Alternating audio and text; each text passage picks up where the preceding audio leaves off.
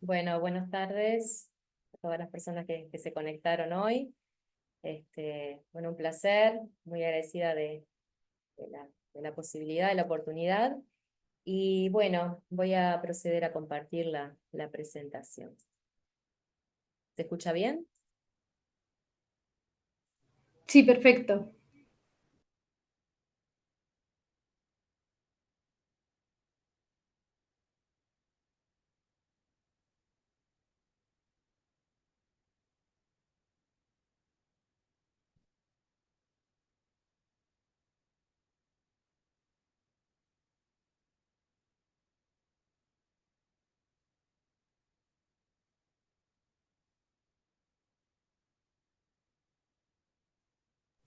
Se ve perfecto. Perfecto. Bueno,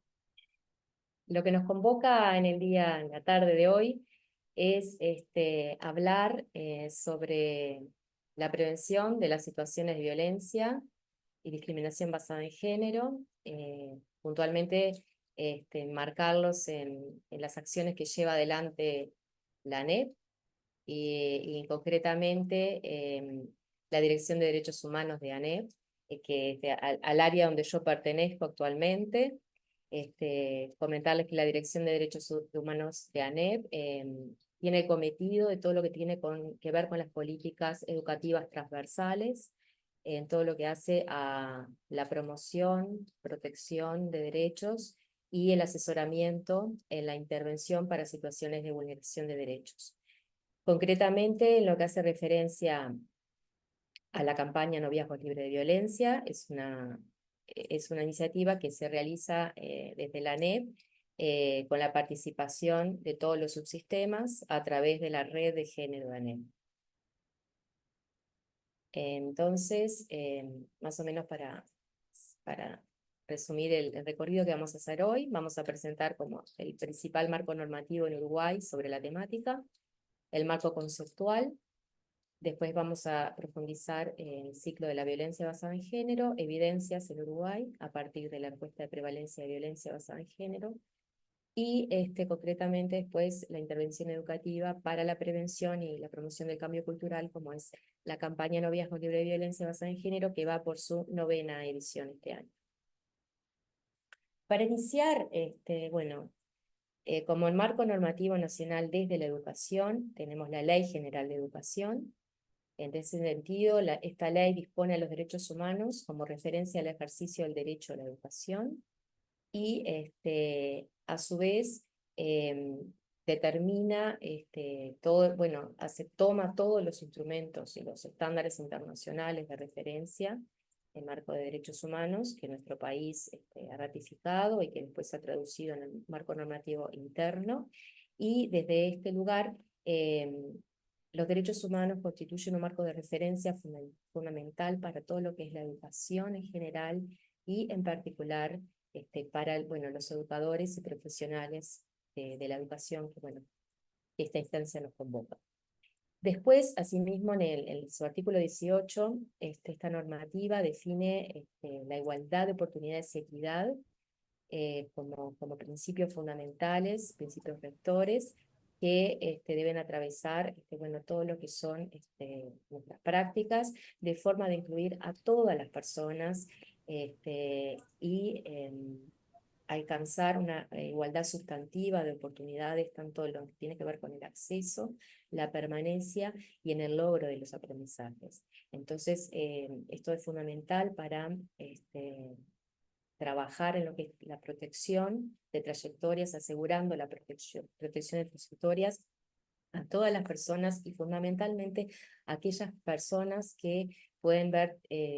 vulnerabilizada su situación por diferentes aspectos que pueden hacer pasible a situaciones de discriminación. Entonces, la idea es estimular y promover, fortalecer y garantizar a través del sistema educativo la transformación de estos estereotipos discriminatorios y promover un cambio cultural real de cara a la promoción de sociedades pacíficas, justas, participativas en un contexto democrático como en el que vivimos, construyendo ciudadanía, ¿no? desde edades tempranas, este marco de derecho, que trae a los estudiantes y las estudiantes como sujetos plenos de derecho, fundamentalmente a partir de la Convención Nacional por los Derechos de Infancias y Adolescencias, que después fue, bueno, Uruguay la recoge en nuestro Código de Infancia y Adolescencia. Entonces, en lo que tiene que ver a marco de derechos, en general, bueno, Uruguay recoge toda la normativa, como decíamos, la Declaración Universal de los Derechos Humanos, después la Convención por los Derechos de Infancias y Adolescencias, todas las demás convenciones que tienen que ver a diferentes poblaciones, como población afro, población inmigrante, población trans, población en situación de discapacidad. El Uruguay retoma todo eso en nuestro marco de derecho, que está traducido en la ley de educación, y después en lo que hace puntualmente a la violencia basada en género de las mujeres, tenemos la ley 19.580 del 2017, que concretamente para el sistema educativo dispone una serie de directrices, que acá se las señalamos, no se las voy a nombrar a todas, pero básicamente refiere bueno, todo lo que es adoptar medidas para la protección efectiva del derecho a una educación libre de violencia, de cualquier tipo de estereotipo, y concretamente violencia basada en género, incluir en los contenidos curriculares esta perspectiva, la perspectiva de género, la perspectiva de igualdad y no discriminación, diseñar y difundir materiales educativos para la prevención y detección precoz, elaborar instrumentos para el abordaje, como por ejemplo, ustedes sabrán, los mapas de ruta, tanto para educación inicial y primaria como para educación media, los mapas de ruta para abordar situaciones de violencia sexual educativos. También tenemos protocolos para el abordaje del acoso sexual, tanto en lo que tiene que ver a las relaciones laborales como a la relación docente-estudiante que ANEP también tiene. Y bueno, diferentes directrices que van orientando también nuestras prácticas y cómo debemos actuar para prevenir, proteger e intervenir ante estas situaciones, ¿no? Como señalaba, bueno, acá les presento estas normativas que les enumeré, que hacen a todo lo que es la protección. No están todas, pero están las más importantes. Y después, más adelante, cuando enviemos la bibliografía, vamos a enviar también esta normativa y los enlaces donde puedan acceder si quieren profundizar. Para iniciar entonces, ya que hablamos de estos temas, quizá muchas personas que estén presentes, que pues vean esta grabación, estén al tanto de esta información y estos conceptos, que muchas veces se ven en prensa y hoy por hoy son conceptos que manejamos mucho, pero es bueno ir como a la fuente para tener claros y de una forma estandarizada y acordada a qué nos referimos cuando hablamos de violencia basada en género. En este sentido, la propia ley, la 19.580, define, retomando todo el marco conceptual, normativo, vigente, define en su artículo 4 qué entendemos por violencia basada en género, y en ese sentido eso define como una forma de discriminación que afecta directa o indirectamente la vida, libertad, dignidad, integridad física, psicológica, sexual, económica o patrimonial, así como la seguridad personal de las mujeres. Es toda conducta, acción u omisión en el ámbito público o el privado que, sustentada en una relación desigual de poder en base al género, tenga como objetivo o resultado menoscabar o anular el reconocimiento, goce o ejercicio de los derechos humanos o las libertades fundamentales de las mujeres, que ha comprendido tanto las conductas perpetradas por el Estado o por sus agentes, como por instituciones privadas o por particulares. Entonces, de esta definición surge que, bueno, estamos hablando de relaciones de poder históricamente desiguales entre varones y mujeres y también entre otras identidades de género, que hacen todo lo que tiene que ver con la diversidad sexual, nuevas masculinidades, recoge con la Convención Belén do Pará, recoge también la CEDAW, que son convenciones e instrumentos de protección de derechos, y señala este concepto relacional, ¿no? ¿A qué nos referimos cuando estamos hablando de relaciones desiguales de poder entre varones y mujeres y otras identidades, que hacen a cómo vamos construyendo a lo largo de nuestro proceso de socialización diferentes significados de lo que es ser mujer o varón, o de lo masculino y femenino, y cómo esos significados se van interiorizando en nosotros y después determinan nuestras formas de pensar, nuestras formas de actuar, de interactuar, de pensarnos, de sentir. Y bueno, como eso, en lo que hace puntualmente a la vulneración de derechos, tiene consecuencias importantes. Entonces, este artículo lo define muy bien, y después más adelante, el artículo 6 define 18 manifestaciones de violencia, que en realidad no son excluyentes entre sí. Señala violencia, la violencia física, psicológica, sexual. Si ven, van a ver que hay una definición concreta para lo que es el ámbito educativo.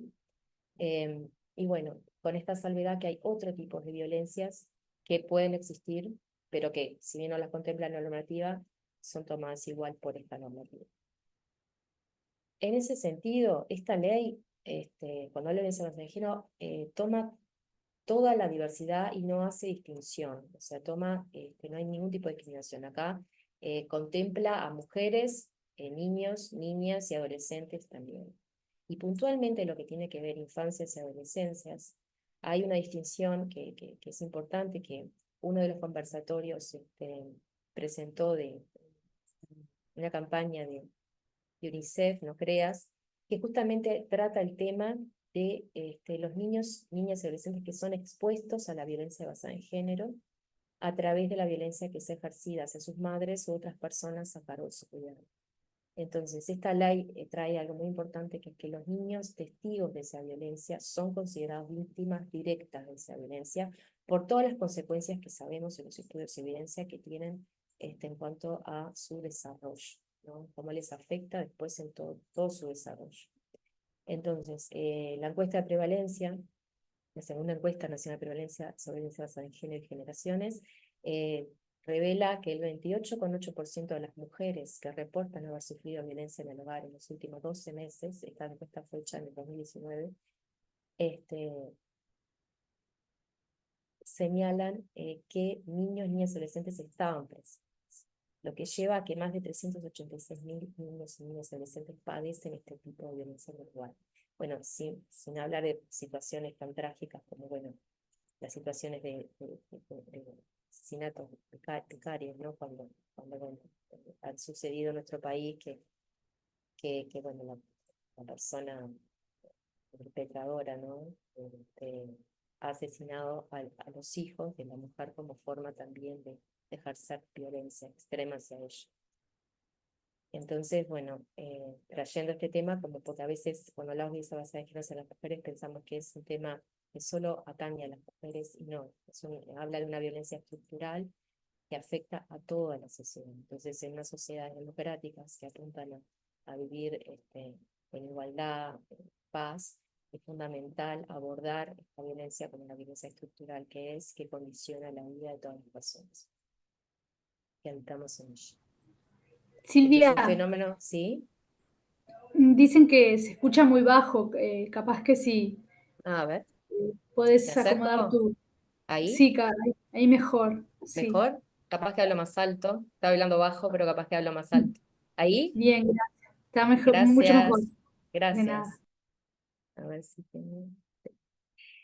Bueno, entonces, continuando con las definiciones que parecen importantes para poder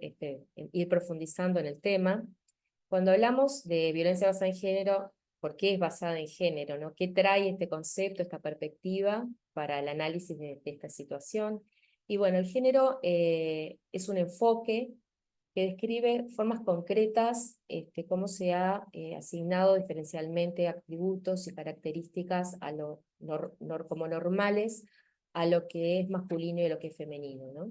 Esta herramienta permite identificar, visibilizar situaciones de desigualdad que muchas veces son naturalizadas en nuestra sociedad porque ya venimos, como parece que nacimos y ya venimos con esas creencias, esas ideas, esos preconceptos, esos mitos muchas veces, y las tomamos como verdaderas, ¿no? Muchas veces sin cuestionar. Y bueno, concretamente en lo que es el fenómeno de violencia basada en género, nos aporta la necesidad de profundizar y ver a qué nos estamos refiriendo y cómo el género puede estar impactando en este tipo de violencias, ¿no? Entonces, el género se puede definir como un elemento constitutivo de las relaciones sociales, a partir justamente de la diferencia entre los sexos, pero también como una forma de articular esas relaciones de poder que responden a formas de ordenamiento social históricos donde existe una desigual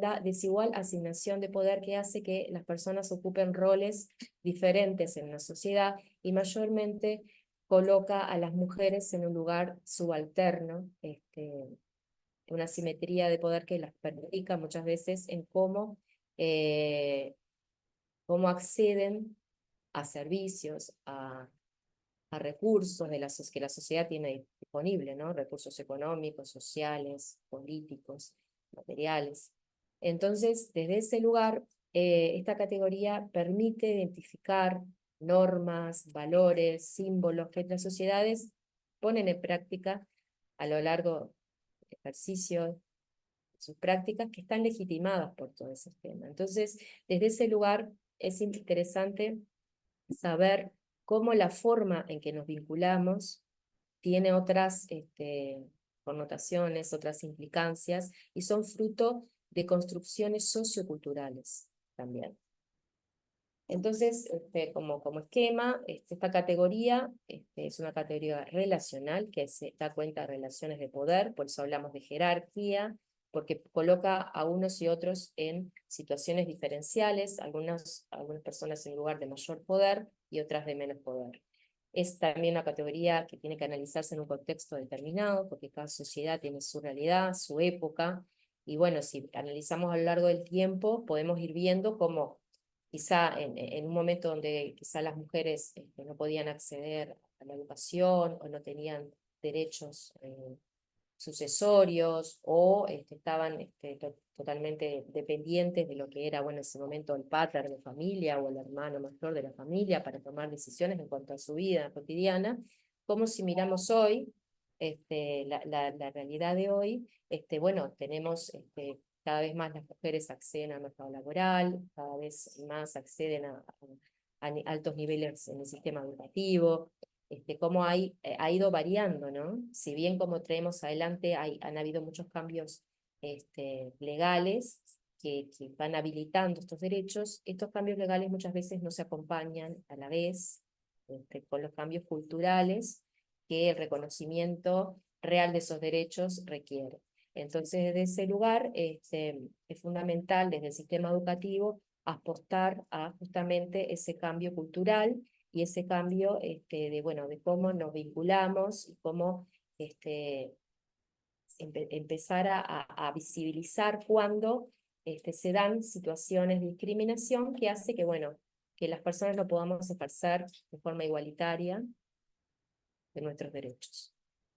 El enfoque de género se enriquece con otros enfoques que intersectan. Hablamos del enfoque de interseccionalidades, cuando hacemos mención a otras dimensiones, siempre en el marco de los derechos humanos, como gran categoría,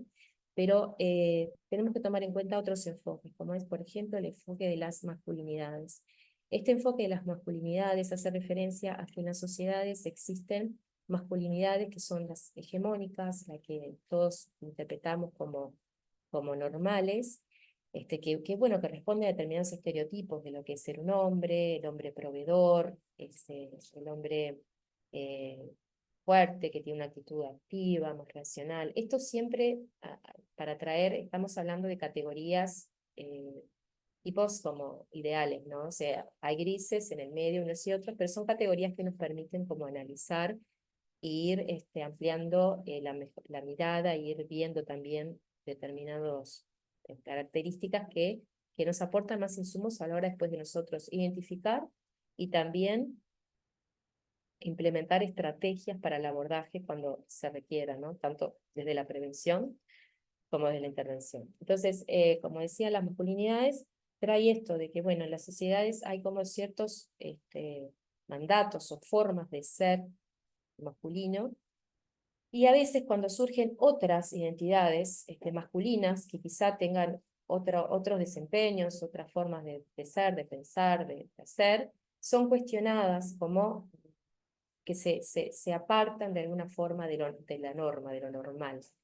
Entonces, este enfoque nos permite, nos enriquece mucho el enfoque de género, porque también nos permite reconocer, tanto como en el caso de lo femenino, que mayormente se identifica con el mandato de, bueno, las tareas reproductivas en el hogar, todo lo que tiene que ver con el cuidado de personas dependientes, ya sea niños, niñas, o personas en situación de discapacidad, o adultos mayores, todo lo que tiene que ver con la tarea de reproducción de lo que es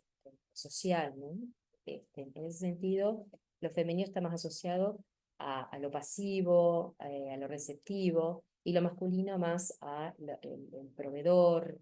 la fuerza, la acción, esos estereotipos de lo que es masculino o femenino.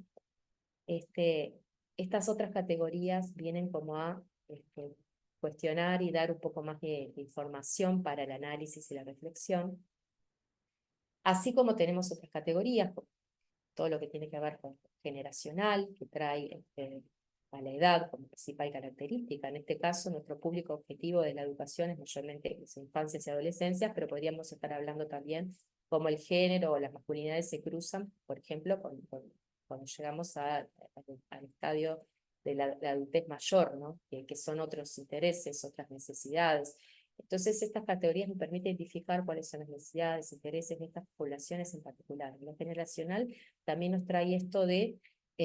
cómo es el diálogo intergeneracional, ¿no? En la educación, por ejemplo, cómo desde nuestros roles, los centros educativos, abrimos las instancias de participación y diálogo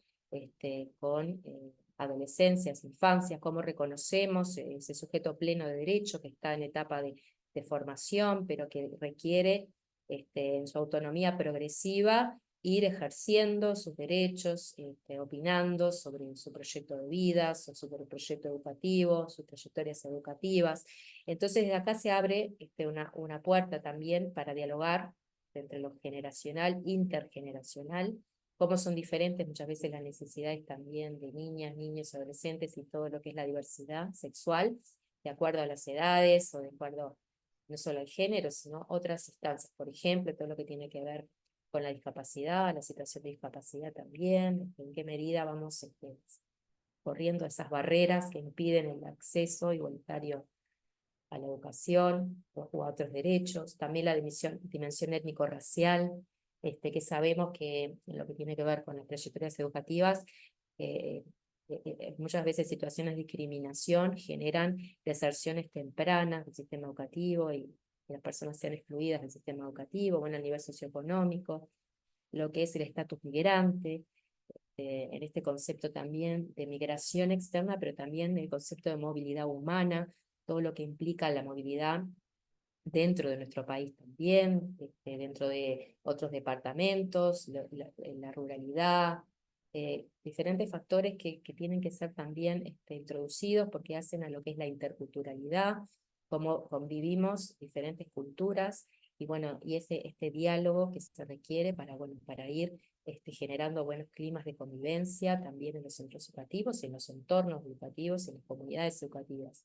Entonces, bueno, todas estas dimensiones, el territorio fundamental, que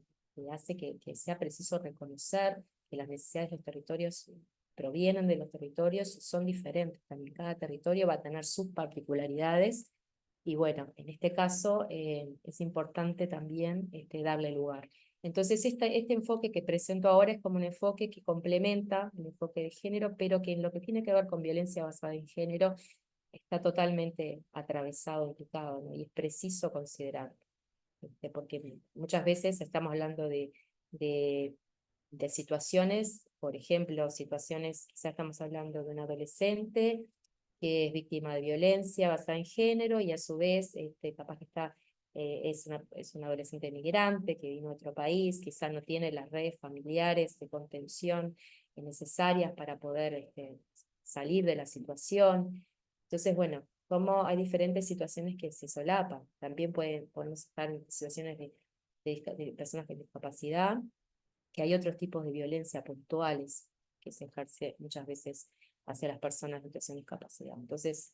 todo este marco de derechos, enfoques y perspectivas enriquecen la mirada. Concretamente, cuando hablamos de noviazgos, relaciones de noviazgo, estamos hablando de relaciones sexoafectivas que pueden ser con o sin convivencia, que se dan entre personas que están saliendo, se nombren como novios, novias, o se estén conociendo, formales, informales, circunstanciales, que pueden tener o no proyectos en común, con relaciones de mayor o menor tiempo, sin excluir otras formas, ¿no?, de relacionamiento y otras formas que puede darse entre personas de igual sexo o de distinto sexo, orientación sexual, identidad de género. Mayormente hablamos de personas entre 14 y 29 años. Y esta salvedad me parece importante hacerla porque es preciso que reconozcamos que cuando nos referimos a personas menores de 15 años, en este caso no rige lo que es el consentimiento, ¿no? En este caso, la presunción, se puede presumir que puede existir una relación de violencia cuando estamos hablando de personas menores de 15 años, salvo que estemos hablando en relaciones que sean consensuadas entre personas de 13 años cumplidos y que no exista una diferencia entre ambas mayor a 18 años. Esto es importante porque ustedes sabrán que en Uruguay se dan situaciones de relacionamiento que pueden ser concubinatos o relaciones entre una persona adulta y una persona adolescente, niña o niña, que está contemplada en la ley 19.643, que refiere a situaciones de explotación sexual. Entonces, muchas veces podemos pensar y normalizar que esa situación, que un adulto esté con un adolescente en un vínculo que muchas veces se dice, bueno, la cuida, la protege, ayuda a la familia, le compra esto, le da lo otro, y ahí, cuando estamos en esa situación, no estamos hablando de situaciones de noviazgo, estamos hablando de situaciones de explotación sexual, que son situaciones que se dan de abuso sexual, hay una situación de asimetría de poder, hay una persona, el adulto, que es la persona perpetradora, y una víctima, niño o adolescente, y hay un intercambio que puede ser monetario o en especie o en ayuda o en lo que, como sea, pero que no hay un consentimiento. Cuando hablamos de infancias y adolescencias, no hay consentimiento en esta diferenciación, como para que lo tengan claro, y en este caso hablamos de explotación sexual. En cuanto a lo que es las relaciones en el noviazgo, como decíamos anteriormente, en este rango etario entre 14 a 29 años, consensuadas, en este tipo de relaciones, lo que hablamos es que la violencia basada en género, cuando se produce este fenómeno en las relaciones de noviazgo, entendemos que están reproduciendo determinados estereotipos de género aprendidos durante el proceso de socialización, a partir de formas, de creencias que se fueron aprendiendo en las familias, en las diferentes instituciones por donde circulamos, en los medios de comunicación, ahora con toda la afluencia de entornos digitales, todas las plataformas, redes, todo el universo en el que las infancias y adolescencias en la realidad de hoy están insertas. Entonces, estas creencias y mitos responden a un ideal de amor romántico que muchas veces está muy interiorizado, ¿no? Después todo lo que trae frases como, bueno, no se puede ser feliz si no se está en pareja, si me cela me quiere, el amor todo lo perdona, el amor duele, el amor si hay amor, se puede tratar de cambiar a la otra persona, va a cambiar, me va a tratar mejor, si hago lo que quiere, si no me visto así, si no salgo con ella, con él, esto va a cambiar. Entonces, todas esas ideas, esos conceptos, esas formas, están muy introyectadas, muy incorporadas en todos nosotros, ¿no?, en general, y las infancias y adolescencias que están en todo este proceso de evolución y desarrollo, de incorporación y construcción de sus propias identidades aún más. Entonces, bueno, la idea es empezar a trabajar desde edades tempranas, de acuerdo al ciclo evolutivo, ¿no? Mentalmente, en trabajar en esto, cómo vamos deconstruyendo estos estereotipos, estos mandatos, estos roles socialmente adquiridos y muchas veces reforzados a lo largo de las trayectorias de las personas, para justamente ir cuestionando, ¿no? Y generando pensamiento crítico, reflexivo, una forma asertiva de tomar decisiones, siempre informado. En ese sentido, por eso es fundamental la información a la que accedan infancias y adolescencias, que muchas veces la forma de acceder a la información es a través del Google, ¿no? YouTube, y muchas veces lo que trae son formas muy estereotipadas de cómo nos relacionamos unos y otros, y muchas veces, bueno, todo lo que tiene que ver con el incremento que hay en el acceso a pornografía de cada vez más tempranas edades, que hay estudios que realizó la Facultad de Psicología que dan cuenta de eso, que cada vez a edades más tempranas se accede a contenido pornográfico. El contenido pornográfico presenta una forma de relacionamiento sexoafectiva que tiende a lo violento, y muchas veces esos son los modelos. Entonces, desde nuestro lugar es fundamental que la información que llegue sea información veraz, información que esté acorde a todo lo que son los marcos, la evidencia, y bueno, en este entendido que nuestro rol es un rol de transformación, y concretamente lo que tiene que ver con violencia digital, es una violencia, tomamos la misma violencia a la que veníamos hablando, acentuada y reconfigurada por los entornos digitales, por, bueno, Internet y todo el acceso que existe hoy, a través de las tecnologías de la información y la comunicación. Entonces se dan otras dinámicas y otras prácticas que afectan tanto a mujeres, niñas, niños, adolescentes, que se ven incentivadas y reforzadas por esto que trae lo digital, ¿no? Que muchas veces genera como este anonimato también de creer que, bueno, lo que uno hace del otro lado de la pantalla tiene derecho a decir o hacer cosas como sin responsabilidad, y en realidad no. El mundo digital es tan real como el mundo material que tocamos. Y tenemos también responsabilidades. En ese sentido, es fundamental trabajar en todo lo que es la construcción de ciudadanía digital, construir entornos seguros, responsables, que los estudiantes sepan que existe normativa en nuestro país, la ley de protección de datos personales, que no se puede compartir imágenes sin consentimiento, que hay otros datos que tampoco es conveniente estar difundiendo, como datos que hacen a la identificación de la persona, en cuanto a dónde vivo, dónde estudio, que el mundo digital es un mundo muy vasto, es un mundo global. Ahora estamos hablando de ciudadanía global. eh, entonces, hoy por hoy, desde la aparente seguridad de estar en un dormitorio, en mi casa, con un dispositivo, puedo estar accediendo a cualquier parte del mundo e interactuando con cualquier persona, y también sabemos bueno, hoy por hoy se dan todo lo que tiene que ver con delitos informáticos, la suplantación de identidad, los perfiles falsos, que quizá una niña, niño, adolescente esté interactuando y hay del otro lado una persona que se está haciendo pasar por niño, niña, o adolescente, y es un adulto que tiene otros intereses, y desde situaciones tan cotidianas como, bueno, estar jugando en un jueguito online, a situaciones que a partir del jueguito online se puede entablar un vínculo con alguien que después este, tiene otros intereses y tiene otras herramientas para poder manipular e ir logrando que esos niños y niñas, adolescentes, actúen de forma contraria a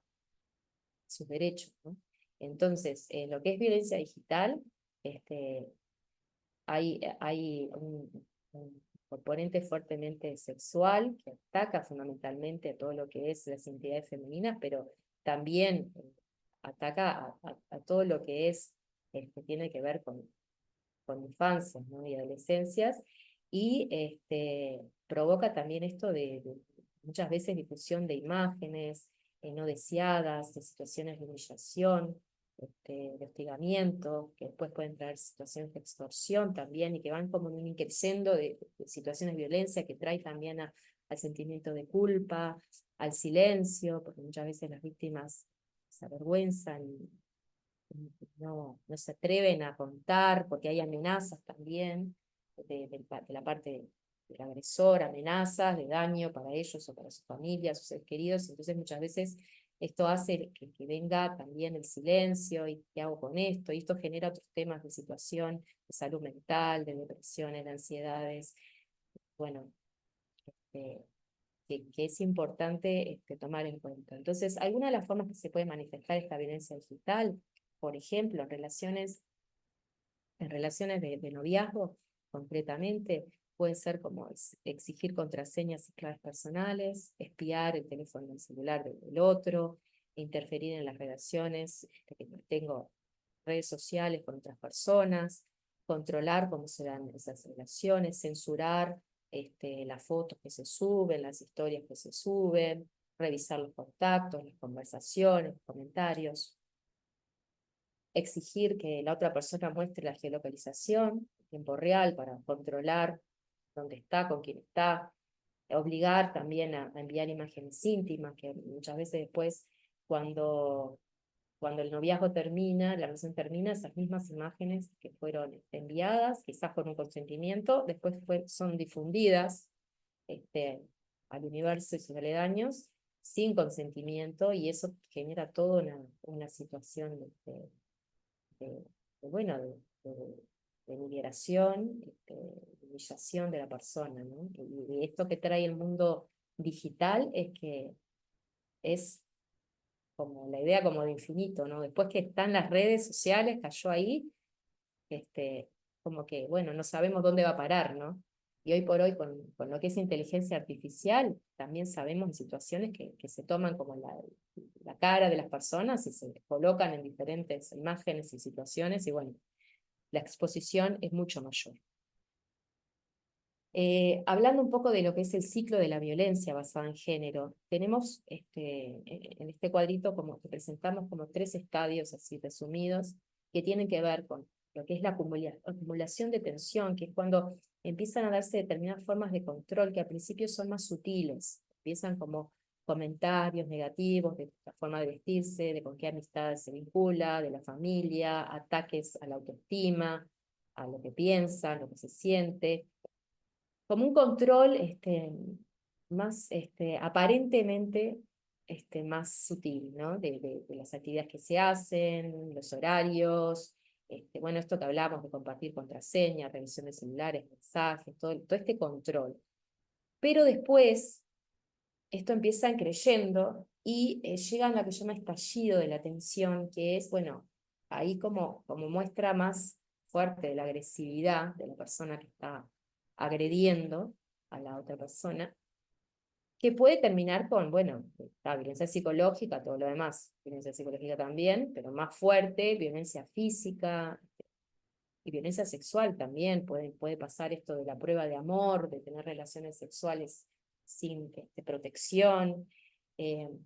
diferentes situaciones que van en aumento, y después hay un momento de luna de miel o falso arrepentimiento, de pedir perdón, de culpabilizar a la persona víctima de yo hice esto porque tú me haces enojar, porque tú hiciste tal cosa, porque una forma de justificar mi actitud violenta por algo que el otro hizo o la otra hizo, y no reconocer, ¿no? No reconocer qué me está pasando, por qué estoy actuando de esta forma, por qué no puedo gestionar mis emociones de frustración o de enojo de una forma asertiva que me lleva a actuar de una forma violenta hacia la otra persona, ¿no? Entonces este falso arrepentimiento, muchas veces la víctima cae y dice, bueno, el amor todo lo perdona, bueno, estas cosas pasan, yo voy a poder cambiar a otra persona, y vuelve a pasar. Vuelve a pasar una situación de sutil, de agresión, y cada vez esto se va volviendo en un círculo cada vez más fuerte, que no se puede salir. Hay una analogía de la ranita en el agua caliente, ¿no? Si a una ranita la ponemos en un frasco con agua tibia y vamos aumentando gradualmente la temperatura y calor, probablemente la ranita ni se dé cuenta cuando esté a máxima altura y muera. Pero sin embargo, si aumentamos la temperatura fuertemente de una vez, la ranita salta, ¿no? Y se va. El tema es que lo gradual, esperemos que salte, se vaya, lo gradual es lo que representa este ciclo, ¿no? Empieza como algo gradual, se va aumentando la agresividad, la violencia, baja, sube, baja, y cuando queremos acordar, estamos atrapados en ese ciclo de violencia y no se puede salir solo. Por eso es tan importante cómo nosotros podemos identificar esas situaciones, guiar en esas situaciones, que la persona tome conciencia, que pueda tomar decisiones asertivas, tener una autoestima fuerte, ir viendo, mirando, analizando, cuestionando. Cómo es importante que la persona pueda ver otros referentes, otras formas de relacionamiento, libres de violencia, no hay discriminación. Y de ese lugar nuestro rol es muy importante para poder detectar y para poder acompañar y para poder derivar. Entonces, cuando después vemos situaciones que se están dando, es importante ahí que se activen los mapas de ruta de situaciones de violencia, que se recurra a los roles que se definen en los mapas, de acuerdo a la evaluación de personal especializados, lo que tiene que ver con lo psicosocioemocional, para evaluar riesgos y ver cómo actuar. Pero desde la prevención, que es lo que apunta la campaña de noviazgo, se pueden trabajar todas estas cosas. Y en lo que hace a acciones concretas, es importante trabajar siempre desde lo didáctico, lo lúdico, escuchar, generar ámbitos de diálogo, de participación, que esos ámbitos van a empezar a abrir estos temas, a cuestionar, y ahí es importante también poder sostener esos temas, porque pueden surgir otros problemas también, que después, bueno, tenemos que ver cómo intervenir y cuál es la mejor forma, de acuerdo a los mapas que les comentaba. Si vamos a la evidencia en Uruguay, que sustenta todo esto que venimos hablando y por qué venimos trabajando fuertemente en lo que es la prevención y la intervención, el 76,7% de las mujeres de 15 años y más declararon haber vivido situaciones de violencia basada en género a lo largo de la vida, ¿no? Aumentando 4 puntos porcentuales en relación a la medición que se hizo en 2013 de la primera encuesta de prevalencia,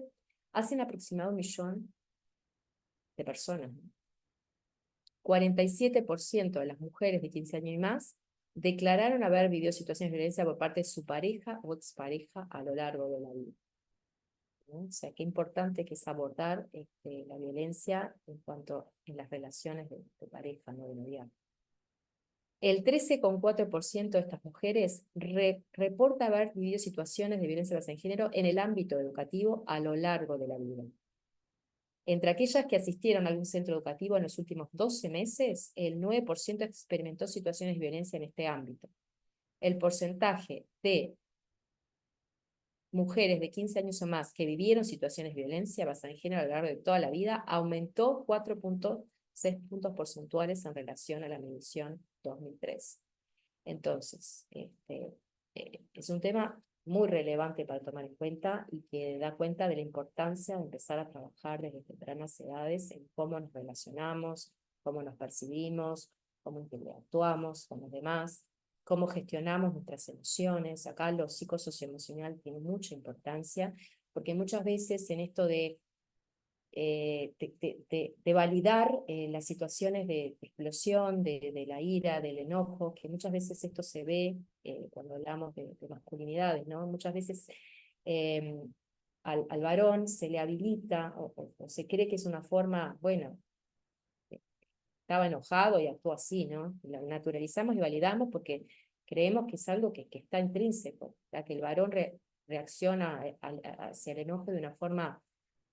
más violenta, ¿no? Cuando en realidad no, es algo que hemos incorporado como normal, pero no es así. El varón también tiene que tener espacio para manifestar sus emociones de tristeza, cuando tiene de vulnerabilidad, ¿no? O sea, no solo el enojo y la ira tienen que ser emociones habilitadas a través del ejercicio de esta violencia psicológica, bueno, en su máxima expresión física, que puede culminar con situaciones de femicidio, como hemos visto, como vemos. Sino cuestionarnos esto y empezar a ver, bueno, cómo gestionamos lo que nos pasa, cómo podemos hablar de lo que nos pasa y ser escuchados, cómo podemos ser guiados, a ver cómo hay otras formas de vincularnos y de manifestar lo que nos pasa. En lo que tiene que ver con violencia digital, la misma encuesta evidencia que el 5,5% de las mujeres encuestadas declaran haber recibido violencia digital a lo largo de su vida. Entonces, la campaña Noviazgos, en su 9ª edición, desde el año 2021, está haciendo foco en lo que es violencia digital. Y como para presentarles la campaña es una acción colectiva donde participan todas las instituciones que integran el Consejo Nacional de Género. El Consejo Nacional de Género está creado por ley, es liderado por mujeres, y son las mujeres del MIDES, que tienen la competencia en todo lo que es política de género en nuestro país. A su vez existe el Consejo Nacional Consultivo por una vida libre de violencia basada en género, a nivel nacional, también integrado por toda la institucionalidad, y lo integra también sociedad civil, como el Consejo Nacional de Género, y después en cada departamento hay una comisión departamental por una vida libre de violencia basada en género, que ANEP integra, o sea, ANEP integra todos estos espacios, por lo tanto, todo lo que es las directrices de política pública en este tema, ANEP toma y recoge, y después la aplica de acuerdo, bueno, a las directivas que señalábamos al inicio, y en lo que tiene que ver con la campaña, es la línea más importante que tiene el país en cuanto a lo que es prevención de la violencia basada en género, y en ANEP la lleva adelante la red de género, que está conformada por integrantes de todos los subsistemas de la educación, y es coordinada después en los territorios, de acuerdo a, bueno, las áreas de centralización de todos los territorios. Y también los referentes de educación sexual que existen en el caso de secundaria, o docentes de materias de educación sexual de la UTU, porque esta campaña fundamentalmente está abocada a educación media, pero también incluye a estudiantes de 7º, 8º y 9º de educación rural. En este caso, la campaña promueve el involucramiento y la participación activa de adolescentes y jóvenes de todo el país. O sea, no solamente de la educación formal, sino de la educación no formal, de ámbito público y privado, sociedad civil organizada, instituciones deportivas y sociales. Y bueno, y concretamente, desde la educación venimos trabajando activamente hace muchos años en esta temática. Promueve que participen los estudiantes, pero también sus referentes, el mundo adulto, en este diálogo intergeneracional que hablamos inicialmente, para justamente a través de actividades culturales, didácticas, que se recomienda que partan de los propios estudiantes. Por ejemplo, la campaña el año pasado, la banda musical de la campaña fue elaborada por estudiantes de Maldonado, del barrio de la Capoeira, que si buscan en internet, después les voy a facilitar los enlaces para que ustedes puedan ver cómo a través de la música, del canto, del deporte, son instancias que favorecen mucho el abordaje de estos temas desde un lugar mucho más vivencial. A veces cuando hablamos de lo conceptual, como en este caso que estamos presentando acá, es como mucha información, pero no hay mejor forma que vivenciar desde la experiencia cómo nos atraviesan el cuerpo, todos estos conceptos tan abstractos que a veces nos parecen, cómo nos atraviesa el cuerpo también, las emociones, cómo ponernos en determinados lugares, vivenciarlo, generan cambios muy profundos. Entonces, lo que busca esta campaña es justamente involucrar adultos, adultas, referentes institucionales, docentes, maestros, maestras, educadores, personal técnico, que trabajen con adolescentes y jóvenes de todo el país, entendiendo que tenemos mucho para aportar de nuestras experiencias también, y estar abiertos también a todo lo que viene, todo lo que podemos aprender también de las infancias y adolescencias. Entonces, en ese sentido, se hacen instancias de capacitación también con referentes, se han hecho cursos de capacitación con el MEC, sobre campaña noviazgo concretamente. Y bueno, para trabajar estos temas se disponen de documento de marco conceptual que les vamos a compartir, donde abordan todo el marco conceptual, aborda también diferentes tipos de situaciones de riesgo para detectar, recomendaciones de cómo actuar, a dónde recurrir, también dentro de la ANEP, a dónde recurrir, y también fuera de la ANEP cuando hay otras situaciones que se detectan. Y después hay un documento del MEC, el Ministerio de Educación y Cultura, que es una guía de actividades que aborda la temática y da pautas para hacer actividades en aula, que está muy interesante, y eso recomendamos que ustedes puedan verlos. Sin perjuicio, bueno, está la campaña No Creas UNICEF también, que puede ser un disparador. Hay mucho material, nosotros vamos a facilitar algún material que pueden utilizarse. Hay unas tarjetas también de AGESIC, que es la Agencia de Gobierno Electrónico y Sociedad de la Información y Conocimiento. Seguro te conectás, se llama la campaña, que esas tarjetas la están trabajando referentes de educación sexual en los centros educativos y dan resultado porque abordan determinadas situaciones que se dan en lo cotidiano y cómo determinadas respuestas a esas situaciones que da para reflexionar. Entonces acá, bueno, invitarles a eso, a que puedan ser actores claves, referentes, y para eso, bueno, es fundamental que puedan participar, y por eso celebro que estén participando en estas instancias, porque justamente estas instancias ayudan a tener mayor información, conocimiento, pero también a reflexionar sobre nuestras prácticas cotidianas y ver, bueno, en qué medida podemos nosotros también ser actores claves, referentes claves en la transformación de estas pautas culturales, con el objetivo de, bueno, vivir una sociedad libre de violencia basada en género, pero de cualquier tipo de discriminación. Así que bueno, finalizando, agradecer, y bueno, quedo a disposición para cualquier consulta. Son las 15:57, o sea que estamos a 3 minutos, sumo 3 minutos más para las consultas. Gracias.